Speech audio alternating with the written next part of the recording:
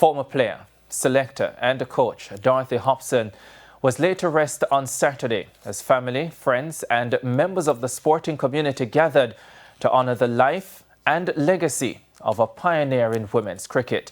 Here's Christopher Scott with that story. It was a day of remembrance and celebration as former Jamaica and West Indies women's test player and team manager Dorothy Hobson was laid to rest on Saturday, her life and legacy honoured by family, friends and the wider sporting community. Rita Scott, who was under the tutelage of Hobson, said she was one of a kind. Dorothy was really a good person in my life, in my earlier days in cricket. She will never leave me. She was my mentor. She guided me along. She taught me a lot about the game and all of that. Dorothy was a very caring person.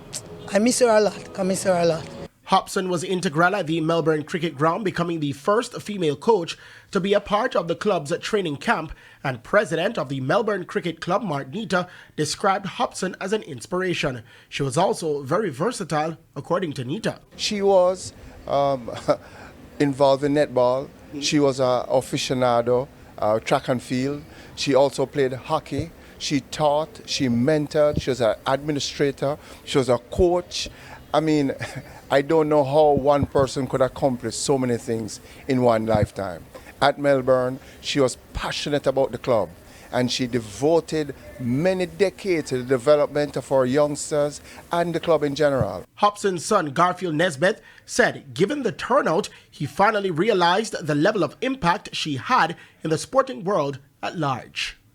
I really do feel her presence on us, and you know, it's really moving to see how many lives she has touched. You know, I knew she was popular, but I never knew that she was that influential. So it's really good to be Miss Hobson's one son, you know. Hobson was a member of the first ever West Indies women's cricket team, which played in the 1979 Cricket World Cup.